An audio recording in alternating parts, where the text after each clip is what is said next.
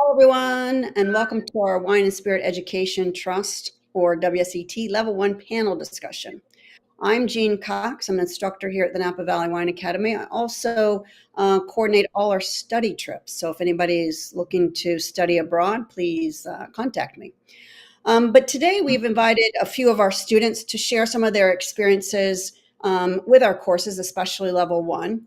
I want to go around and let everyone introduce themselves, and then we'll start our questions that I have for them.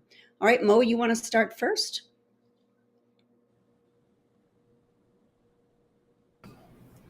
I'm Mo. Mo Kelly. I'm with Granita Enoteca. I run a local Italian restaurant in Keene, New Hampshire, and I love working with Napa Valley Wine Academy through the studies. It's really helped me learn all the wine. Um, but yeah, Perfect. And we'll get back with some questions. Kelvin, introduce yourself. Yeah, hello. My name's Kelvin Jones. I'm a registered nurse. I live in Mississippi, and I just came upon this by a mutual friendship with Miss Jean there. She's friends with my sister-in-law, and I got turned on to the Napa Valley Wine Academy that way, and have enjoyed every minute of it. Great, fabulous. Okay, Brian. Yeah, hi, I'm Brian Holshouser. I live here in St. Petersburg, Florida. I'm not in the wine industry. I'm actually in the corporate tax world. So I'm a longtime wine drinker and collected wines off and on and wanted to get some formal education. So I signed up for the level 1 course and starting with that. Fabulous. Well, it's so interesting, our Level 1, because our Level 1, we have online, we have in person in certain locations, and then we also do a virtual group. So we have a little bit of everybody here today. So I wanted to just kind of go around and find out, Mo, I'll start with you again. So what got you into your business? Because you are in the business because you're with a restaurant, manage a restaurant. What made you decide on WSET, and you started Level 1? I know you've done Level 2, and you're actually in Level 3. And then I want you to talk a little bit about your virtual group that you just put through Level 1. what brought me to Napa Valley Wine Academy was just on my own. The owner here is a very large wine collector of very fine wine, and I felt intimidated to be the manager of a restaurant and not know too much about wine. So that made me just look up on the internet of who the best was, and you guys kept popping up. So I just signed up. I took the first one virtually, um, and I actually had to sign up twice because I completed the class, and then unfortunately I had an incident, a house fire, and so then I missed the exam, so I had to do the class on my own because I just couldn't remember through all that what I went through. So I did the virtual twice, and it really actually helped retain that information. And then level 2, I did take online virtually as well, and through the business and restaurant, it's really hard to balance studying and running a restaurant at the same time. But I ended up doing that class twice as well. And the first time was virtual, and the second time was in Napa. Um, so, virtual, I read the book and I did all the online tests and everything like that. And then the second time when I signed up, I just really wanted to immerse myself in Napa and go to wineries. And my wine rep set me up with about 10 wineries to go to. And while taking the class there, it really just set the tone for how to remember everything and what it takes to make the wine and just smelling it and drinking it. It just, I love that part of it. So, level 3, I signed up. Um, and unfortunately, I lost my chef 3 days after I signed up for level 3 online. And so I did some of the studies, I've read the book, but I am going to postpone, and I'm actually going to take the level 3 in Napa during the harvest season. I really want to sign up for that because I think it's you learn more in person. At least I do, anyways. And Yeah. with my servers and bartenders, I made it a requirement to have level 1 and level 2. So we all just got certified as level 1. They're going to be taking their exams next month. So that was a good day. It was just a 1-day class. But we've been doing the trainings and just learning more about wine, because we're selling wine in the $5 to $1,000 range. So they really need to know where it came from and, why it is that expensive. And then a lot of people, they're excited to start the level 2. So we're going to get them signed up after that. That is fabulous. So it is important when you're in the business to know what you're talking about. So that is great. Thank you, Mo. That's a lot of great sharing. So Kelvin, you are an enthusiast, right? And you just did level 1. So my question for you is, like, did you really, when you did level 1, did you enjoy it and think, oh, now I've got to get to level 2? Oh, absolutely. I thought I did it virtually, and the 9 lessons that they had was very in depth. I thought that it walked you through each step, and then gave you little mini quizzes to reinforce your learning. I could go back and play it as much as I wanted. I thought those were incredible learning tools. That's exactly the way I learn. Being a registered nurse, see one, do one, teach one. And I would see it, I would do it, and then I would tell my wife about it, and Yeah. to make sure that I understood it and she understood what I was saying. And so it was a very good learning format if you do so take these courses virtually. Absolutely. Yeah. And And yes, so, I'm sorry. yeah, To answer your question, yes, I do want to go on to level 2 and possibly level 3. I feel like I'm sitting among greatness with these people here. So thank you for having me. oh, thank you for joining. And we do have a difference. You did online, what we call online. Virtually, we do in a 1-day, like it would be like we were in person, except for we do it just via Zoom. So you did online. And how did you find the webinars? Did you enjoy the webinars? Did you think they really helped as far as studying? Because we taste during the webinars. Yeah, absolutely. There wasn't a lot of talking.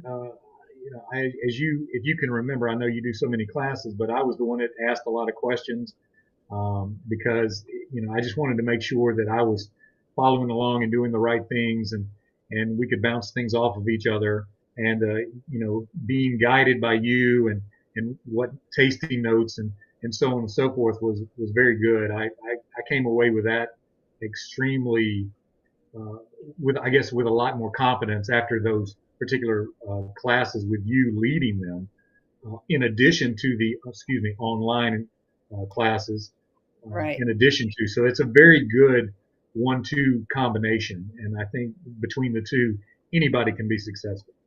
Yeah, that's great. And I think, when we do the webinars, a lot of times I think students don't want to speak up. It's just like being in a classroom. So I'm glad that you did, because a lot of people have questions, but they're a little bit too shy. But I get questions after the webinars, so that's good. But that's great that you ask questions, and I try to encourage people to ask questions so that we can discuss them openly. All right, so now we're to you, Brian. And Brian took it in person. So you have a different experience. So how did you like the in person? Did you find that helpful? And are you going on to level 2? Yes, I do plan to go on to level 2 because that was my plan to, incorporate actual education around wine on top of my personal experiences and everything, and just kind of round everything out. So I thought in person was very good. I'm used to attending conferences and things like that, where you learn around a group and everything, and doing the at home study portions as well. So I kind of like the whole method of having all that and having the booklet, and you can jot your notes down, and I think all together it all helps to make sure you're successful throughout the course. And so you have an important job as well. And so how did you balance that? Your study time? Did you say, I'm going to study so many, 30 minutes this day, or how did you balance that? Yeah, it was mostly, after hours in the evening. And, I can kind of say it's kind of like, I enjoy learning about wine. So it's kind of like just picking up the Wine Spectator in the evening or something and just reading through it or something. I just kind of made it akin to that and just, studied that way and just tried to enjoy it. And did you use study tools like flashcards or anything, or a tasting group or anything like that to help you?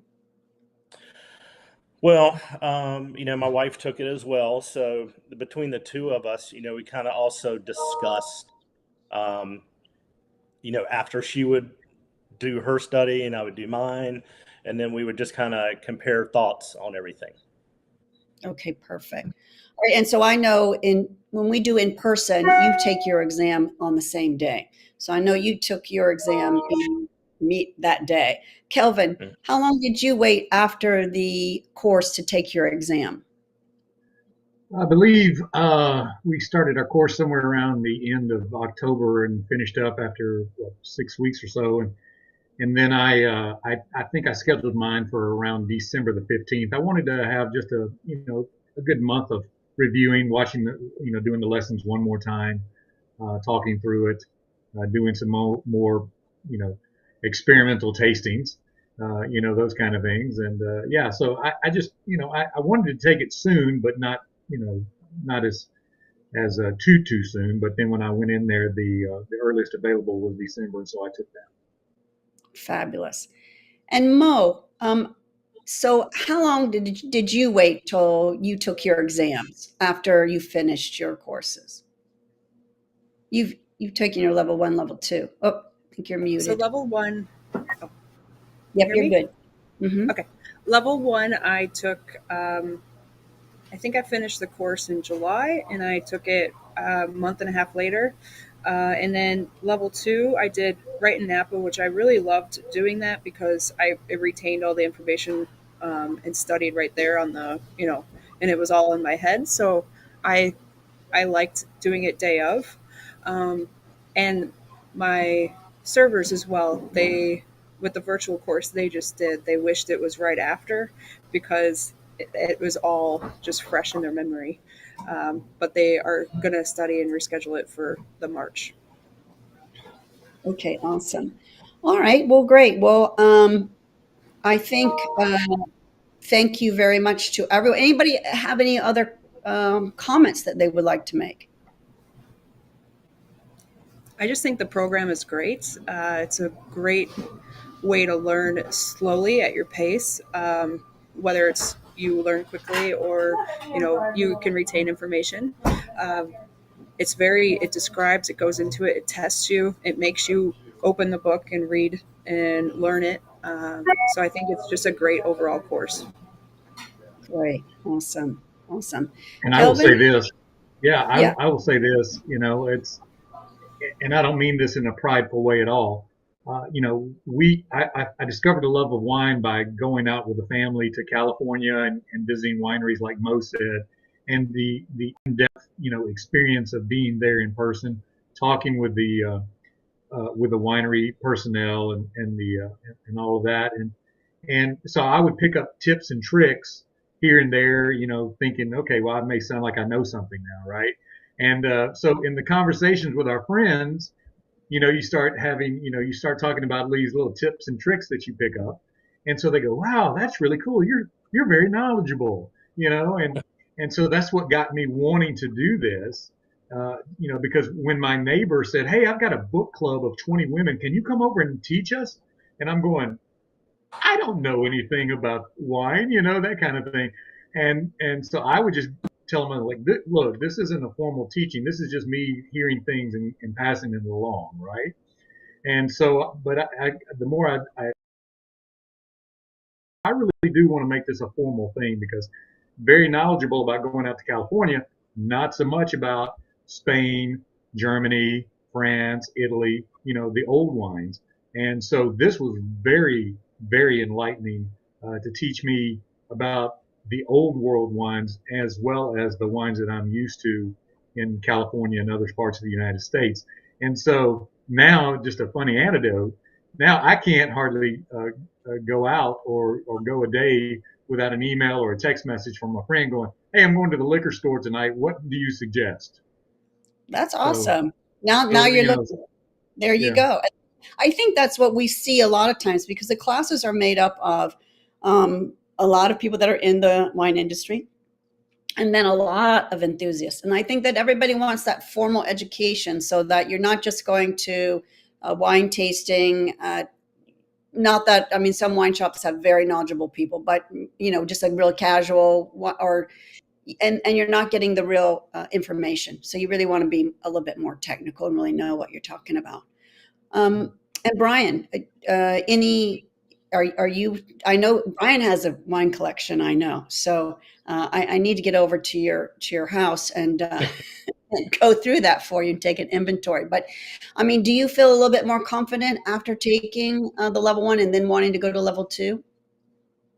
Yeah, definitely. I totally agree with the experiences of Mo and Kelvin, and furthermore to Kelvin's point, that was the thing for me was to, I've got all these years of experiences and bits and pieces of knowledge and things you develop, but to, you want to go through all the fundamentals. You want to make sure you didn't miss. You go through the whole process this way, and you learn a lot of things you didn't know at all. So very helpful. And yeah, I definitely want to pursue the next levels. That's fantastic. All right. Well, I think that will wrap it up for us today. I really appreciate everybody's attendance. Thank you for joining us. And I guess we'll say goodbye. And we hope to see you again really soon in another course. Wow, thank you, Jean. Thank you. Yeah, that was also thank you for the student. That's great information. Also, we got a lot of questions from the Zoom. So the first question we get from the Zoom is that, so how much time do you think is reasonable to study ahead of time before either the online course or in-person course for level one? And any study tips? How do I prepare before the course even starts? Well, for our courses, we always give pre-course access to online material, no matter which way you take it, online, in person, or virtual. So I would recommend going through the entire, gamut of all the materials that you get. So I would take, I like at least for level one, at least 2 weeks prior.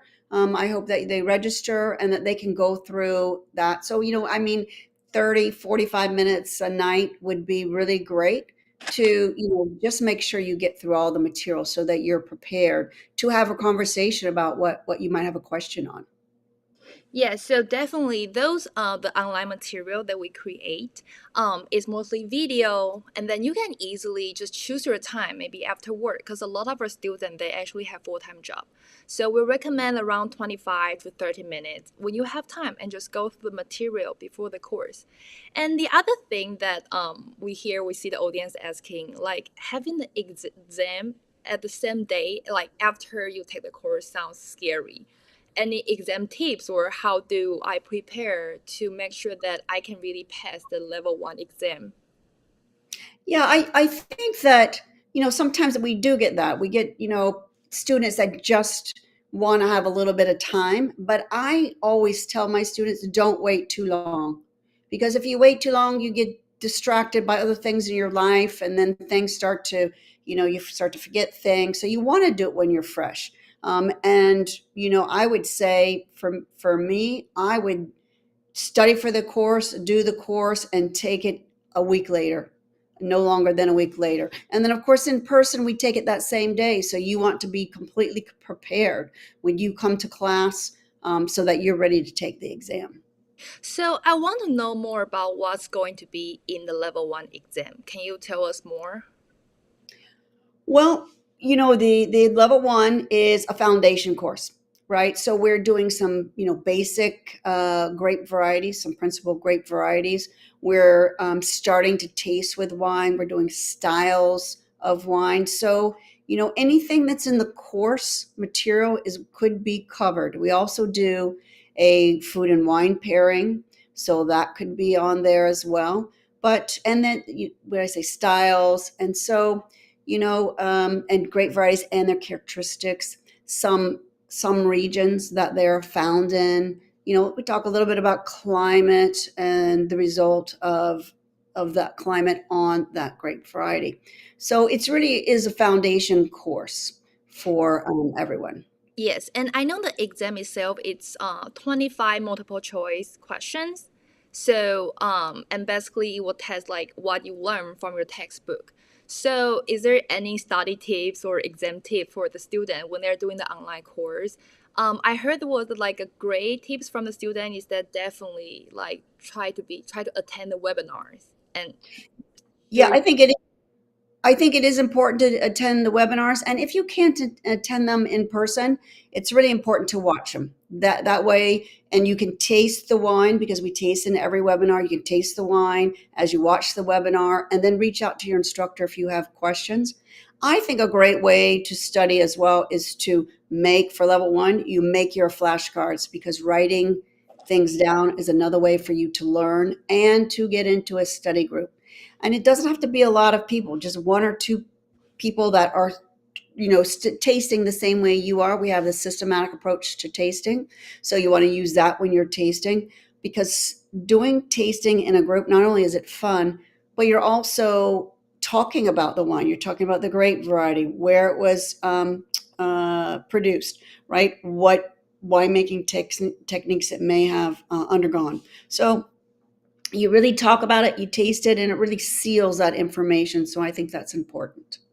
Yeah, that's indeed very important. And I was hearing the student discussing about like level one and level two. And I know Jean, you're our instructor for both online level one and level two.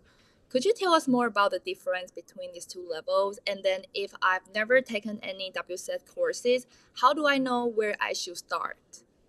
Yeah, that's a great question because we do get that question a lot. And I tell people if you're not sure, because you don't have to take level one. However, if you are not in the wine business, if you have not taken any other wine courses, you should start at level one. If you're in the wine business and you have taken some other courses, especially if they are certification courses, then you can start at level two. The difference is that level two is a big step up. We really dive into more grape varieties, more regions. We look at the labels, the wine laws. We talk about soils and climate more. We jump into sparkling and fortified and how those are made.